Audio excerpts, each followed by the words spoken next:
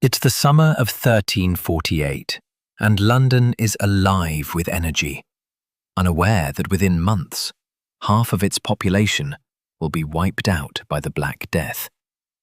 The city, bustling with activity, feels timeless. But as you stand in the centre of it all, you sense that this day is the calm before the storm. The bells of St. Paul's ring out from high above, their chimes echoing through the narrow streets. The scent of the river Thames, mixed with the salt of the docks and the distant wood fires, fills the air. As you walk along the Billingsgate Wharf, you can hear the calls of sailors in French and Flemish, the clinking of crates being unloaded, and the squawking of seagulls overhead. For the people here, life is simple. The markets are full, the wine flows, and the city is expanding. But rumours swirl.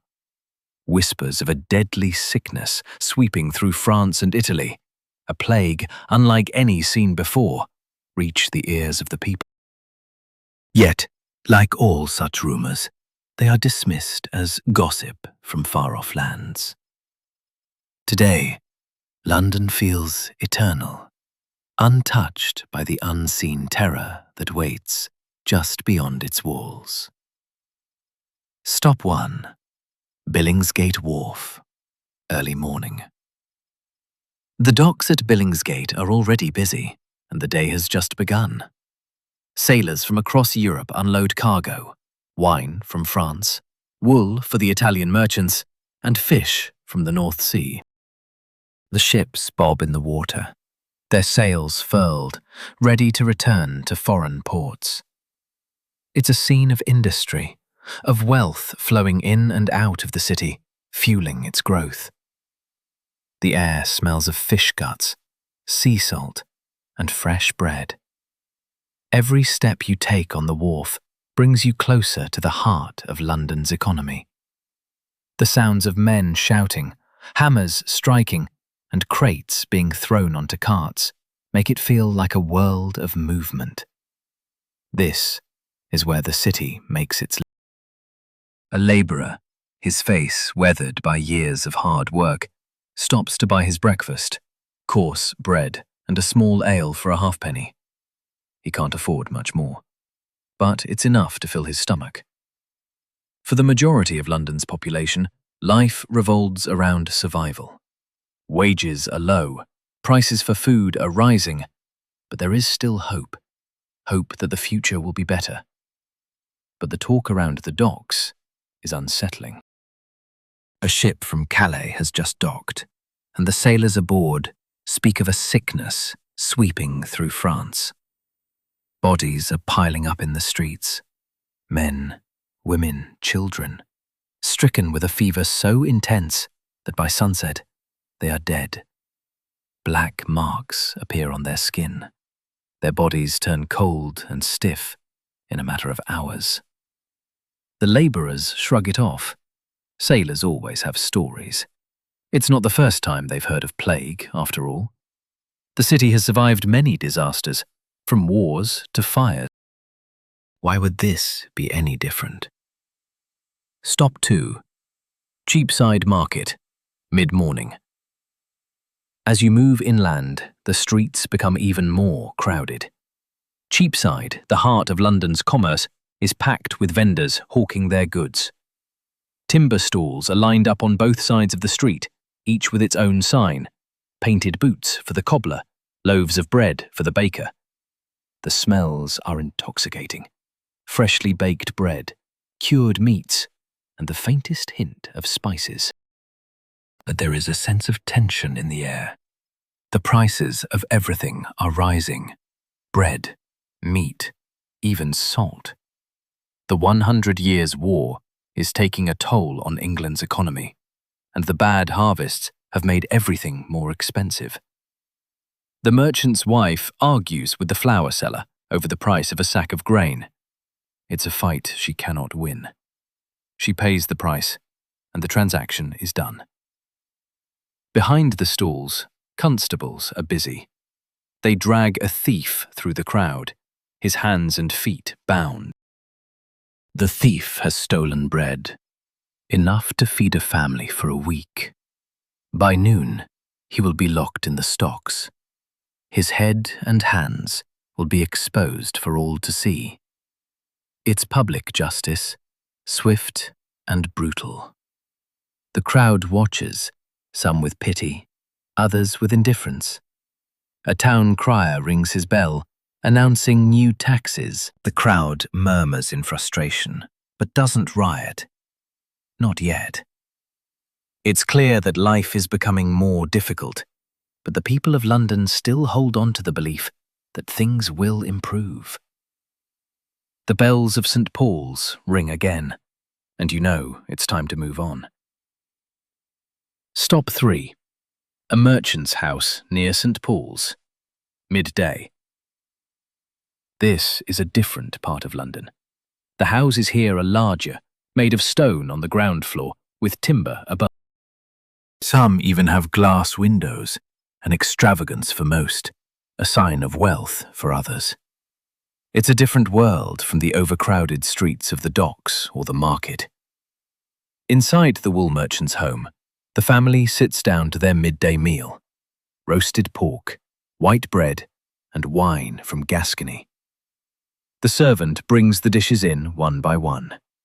It's a feast, a luxury, a sign that business is good. But even here, in the comfort of wealth, there is worry. The merchant holds a letter from Bruges. Trade routes are being disrupted by the plague. Flanders, once a hub for wool and textiles, is nearly empty.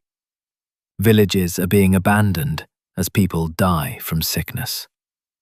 Despite this, the merchant is more concerned about his investment than his health. He doesn't believe the plague will reach London. After all, he lives in a city with stone houses, with glass windows. Plague is something for the poor, for the dock workers, for the beggars outside. But the whispers of sickness are growing louder. The poor are not the only ones affected, and for the first time, it seems that the city's wealth might not be enough to keep the disease at bay. Stop 4. The stews of Southwark. Afternoon. As you cross London Bridge, you enter a different world. Southwark. Here, the city's laws don't apply. Outside the walls of London, it's a place where anything goes. The stews, unlicensed brothels, fill the streets. The air is thick with the smell of unwashed bodies, food, and the constant presence of disease. The people here live in squalor. Tenements pack entire families into single rooms. The streets are filthy, littered with waste and refuse. Disease is rampant. Typhus, dysentery, and the nameless fevers that sweep through the poor. In one of the taverns, a fight breaks out over a dice game. The sound of knives being drawn echoes through the smoky room. But it's not unusual. The tavern keeper intervenes, but the fight continues. This is the reality of life in Southwark. The people here are sick. Always sick. A prostitute in the corner coughs violently into a rag. The sound is wet and painful. But no one notices. Everyone is sick with something, and no one can afford to care. The constables rarely patrol this area. The city chooses to ignore it, even though it is vital to the economy. Southwark is where the workers go when their wages run out. It's where the poorest find solace, in the form of drink, gambling, and sex. Stop 5. St. Bartholomew's Hospital. Late afternoon. As the sun begins to set, you cross back into the city and find yourself at St. Bartholomew's Hospital. The Augustinian monks run this place, offering care to the sick and the wounded. Inside, the conditions are primitive. Patients lie on straw mats, their wounds being cleaned with water that is reused from patient to patient.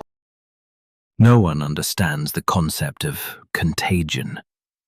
They burn incense, believing that bad air causes illness, and perform bloodletting, convinced it will cure their patients. But even the monks are frightened. One of them hears the confession of a sailor who has just returned from France. He speaks of bodies in the streets, stacked like firewood. No one is left to bury them. The monk assumes it is God's judgment on the French. He doesn't yet realize that this judgment will soon cross the Channel and reach London. Stop 6. The Tower of London. Dusk. As the evening sets in, the Tower of London looms in the distance. The fortress stands tall, a symbol of the monarchy's power over the city. The stone walls protect the royal family and their treasures, and beneath them, the prison holds those who have been deemed enemies of the crown. Inside the tower, soldiers are busy. They drill with their weapons, preparing for battle, while blacksmiths hammer out arrowheads, ensuring the war effort is supplied. The war, Edward III's campaign against France, has drained the country's resources. And here in the tower, the royal administrators keep meticulous records: tax receipts, troop mobilizations, and supplies, all of which depend on the city's commerce and its ability to function. But tonight, the focus is different.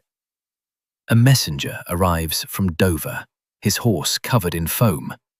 He brings news of the plague in the Channel ports, Calais, Bordeaux, and Melcombe.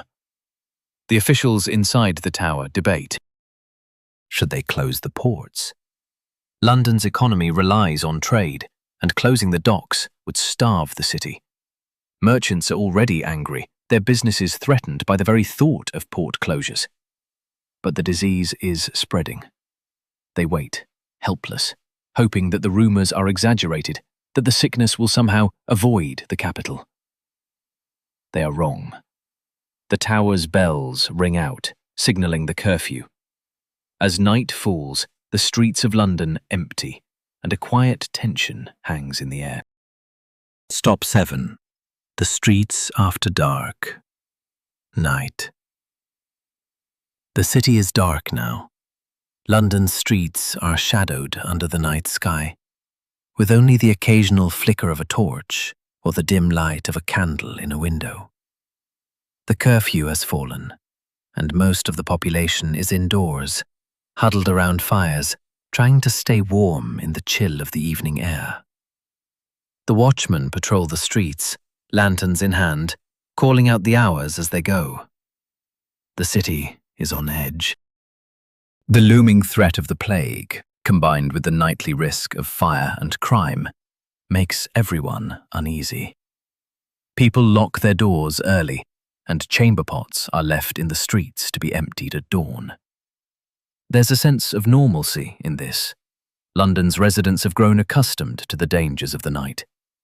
But tonight, the air is thick with rumours. The Black Death is coming. In one of the taverns, a merchant scoffs at the idea. "It never comes here," he says, dismissing the fears of the others.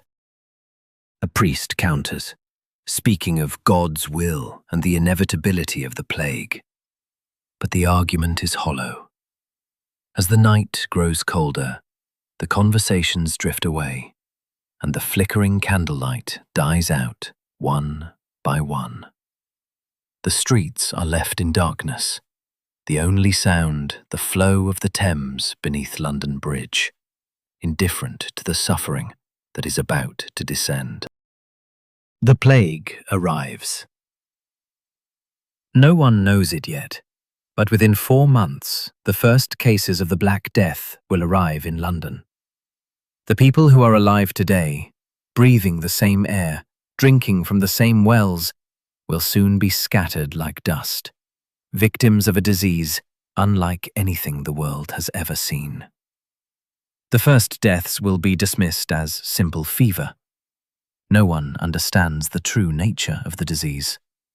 Then, the symptoms begin to show. Swellings appear on the body, painful, blackened lumps that spread like wildfire. Fingers turn black, then entire limbs. The victims die within days, sometimes hours. Bodies are left in the streets, abandoned by families who have already succumbed to the plague. By the time winter arrives, the dead will outnumber the living. Entire neighborhoods will fall silent. What was once a city of bustling life will become a ghost town, and the survivors will walk through streets that are eerily empty, haunted by the memories of those who were lost. The Black Death is relentless. It moves quickly, silently, leaving destruction in its wake. The city will never be the same. The last normal day. But tonight is different. Tonight, London is alive. The streets are full. The air is thick with the noise of the marketplace, the chatter of merchants, the clink of coin, and the cries of children playing in the street. It is a day like any other, a day that feels eternal. The city is bustling, confident in its permanence. But the reality is that this is the last normal day. Londoners go to bed tonight without knowing that in a matter of months, their world will be shattered. The Black Death will sweep through the city, taking with it a significant portion of the population. The survivors will struggle to rebuild, but the city will never return to what it was. The memory of the plague will linger in every corner, in every whispered conversation, and in every empty seat at the table. How we know this. How do we know what life in London was like in 1348, just before the Black Death arrived? We have records, tax rolls, coroners' inquests, guild records, and chronicles. These documents describe the life of the city, the prices of goods, the wages of workers, and the events that shaped daily life. We also have manuscript illustrations that show what people wore, what they ate, and what their homes looked like. From these sources, we can reconstruct a picture of what London was like in those final months before the plague. But there are gaps in our knowledge. We don't know the exact conversations that took place on those streets. We don't know what every merchant said to his customers, or how the poor begged for alms. But we can reconstruct patterns of life, of commerce, and of disease. And from those patterns, we can understand the tragedy that was about to unfold. As we look back on this day, we realize how fragile our world is. A city that once seemed indestructible was brought to its knees by a disease. A world that felt permanent was turned upside down. And yet, in the midst of all this, the Thames still flows beneath London Bridge. Time continues, indifferent to the suffering that will follow. The legacy of the Black Death. As the final bell tolls and the last candle flickers out, the city of London rests under the looming shadow of the plague. Tonight, London is still vibrant, full of life and activity. But in a matter of months, this bustling metropolis will be transformed into a ghost town, its streets abandoned, its markets empty. The Black Death will spread across the city, wiping out nearly half of the population, and London will never be the same again. When the plague arrives, the city will be overwhelmed. The symptoms of the disease are unmistakable: swelling lymph nodes, fever, and blackened, dying flesh. It will spread so quickly that even the most prominent families will not be spared. The wealthy, who once believed they were immune from such horrors, will find themselves in the same desperate struggle for survival, as the poorest dock workers and tavern dwellers. No one will be untouched. Survivors will walk through a city that no longer feels like home. Once bustling markets will fall silent. Neighborhoods will be abandoned. The River Thames will flow through a city filled with the ghosts of those who once lived, worked, and dreamed in the shadow of its banks. But the true cost of the plague will not be measured in bodies alone. London will lose much more than its people. It will lose its identity, its sense of invulnerability, and its faith in the future. The Black Death will shatter the idea of permanence that had been at the heart of the city for centuries. Reconstruction: how we learn from the past. As we look back on this day, it's easy to see how history can repeat itself. The lives of those who lived in 1348 may seem distant, but the patterns of their lives are not so different from our own. The plague may have been a unique tragedy, but the underlying fears, hopes, and struggles of London's people were timeless. Reconstructing history is not just about understanding the past, it's about learning from it. The lessons of the Black Death are still relevant today. The resilience of the City of London, the way its people adapted to loss and suffering, offers valuable insights into how we deal with crises in our own time. The Black Death may have claimed half of London's population, but it also changed the world forever.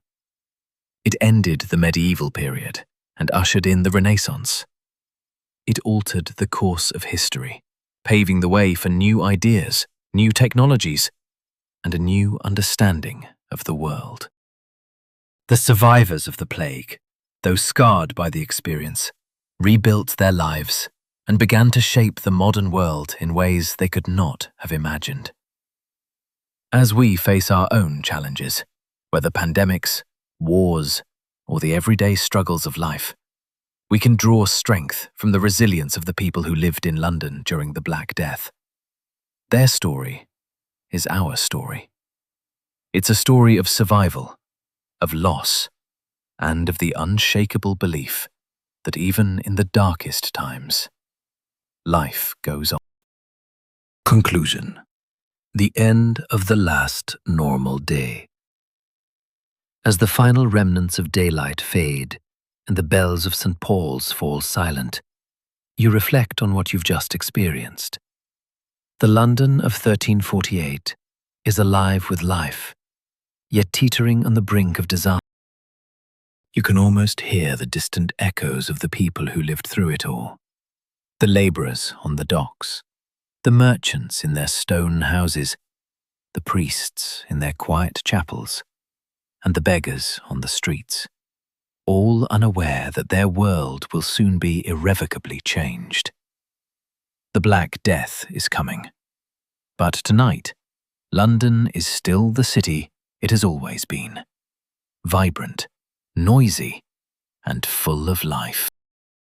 It's a city that has seen countless triumphs and tragedies, and one that will endure long after the plague has passed. But the London of tomorrow will not be the same as the London of today.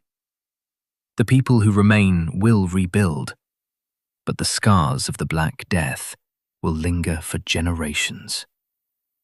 In the end, this day, the last normal day, is a reminder that nothing is permanent. It's a reminder that life, with all its struggles, joys, and sorrows, is fragile. We live in the shadow of our past, shaped by the events that came before us, but we also have the power to shape the future. And so, as the lights in London dim and the streets fall silent, we remember that even in the darkest moments, life continues, and we move forward.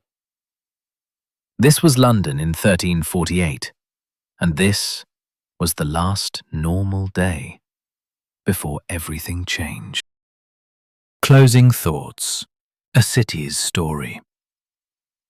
This story A reconstruction of a day in 1348 is a powerful reminder of the fragility of life and the inevitability of change.